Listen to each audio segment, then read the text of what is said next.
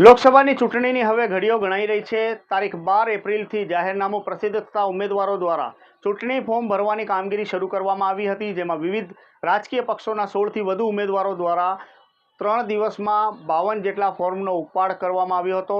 જોકે ચૂંટણી પંચ દ્વારા ફોર્મ ભરવાની છેલ્લી તારીખ 19 એપ્રિલ નક્કી કરેલ હોય આજરોજ ભારતીય જનતા પાર્ટીના ત્રીજી વખતના લોકસભાના ઉમેદવાર જસવંતસિંહ ભાભોરે, રાજ્યકક્ષાના મંત્રી બચુભાઈ ખાબડ, જિલ્લા પ્રમુખ શંકર અમલિયાર, જિલ્લા પંચાયત પ્રમુખ કરણ સોમજી ડામોર, ઝાલોદના ધારાસભ્ય મહેશભાઈ ભુરિયા તથા ટેકેદારો સાથે મુખ્ય ચૂંટણી અધિકારી સમક્ષ ઉમેદવારી પત્ર રજૂ કર્યો હતો। સાથે સાથે અન્ય રાજકીય પક્ષોના ઉમેદવારો દ્વારા પણ આજરોજ મુખ્ય ચૂંટણી અધિકારી યોગેશ નિરગુડે સમક્ષ ઉમેદવારી પત્ર જમા કરવાની કામગીરી હાથ ધરવામાં આવી હતી। આજરોજ ફોર્મ ભરવાની વાત કરીએ તો 4 જેટલા ઉમેદવારોએ ચૂંટણી અધિકારી સમક્ષ પોતાની ઉમેદવારી ફોર્મ રજૂ કર્યા હતા, જેમાં ભારતીય જનતા પાર્ટીમાંથી વર્તમાન સાંસદ જસવંતસિંહ સુમરભાઈ ભાભોરે 2 ફોર્મ રજૂ કર્યા હતા। ત્યારબાદ ભારતીય જનતા પાર્ટીમાંથી ડમી ઉમેદવાર તરીકે જિલ્લા પંચાયત પ્રમુખ કરણ સોમજી ડામોર દ્વારા પણ 2 ફોર્મ મુખ્ય ચૂંટણી અધિકારી સમક્ષ રજૂ કરવામાં આવ્યા હતા। સાથે સાથે ભારતીય નેશનલ જનતા દળના ઉમેદવાર જગદીશભાઈ મણીલાલ મેણાએ પણ પોતાનું ઉમેદવારી ફોર્મ રજૂ કર્યું હતું, તો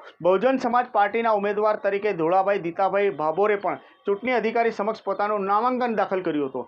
અત્રે ઉલ્લેખનીય છે કે ફોર્મ ભરવાની છેલ્લી તારીખ 19 નક્કી કરવામાં આવેલ છે। આગામી 3 દિવસ દરમિયાન ઇન્ડિયા એલાયન્સમાંથી કોંગ્રેસ તરફથી શ્રીમતી ડૉક્ટર પ્રભાબેન તાવિયાડ તેમજ અન્ય રાજકીય પક્ષો તેમજ અપક્ષના ઉમેદવારો દ્વારા નામાંકન દાખલ કરવાની પ્રક્રિયા હાથ ધરવામાં આવશે। ત્યારબાદ 19 તારીખ બાદ ફોર્મ ચકાસણી અને ફોર્મ પરત લેવાની સમયમર્યાદા પણ ચૂંટણી પંચ દ્વારા નક્કી કરવામાં આવેલ છે। આ તમામ પ્રક્રિયા પૂર્ણ થયા બાદ ફોર્મ પરત ખેંચવાની છેલ્લી તારીખ નજીક આવશે અને આ છેલ્લી તારીખ વીત્યા બાદ લોકસભા 2024ની ચૂંટણીમાં દાહોદ બેઠક ઉપર કયા રાજકીય પક્ષનો ઉમેદવાર ચૂંટણી મેદાનમાં પોતાનું નસીબ અજમાવશે તે ચોક્કસથી સ્પષ્ટ થઈ જશે।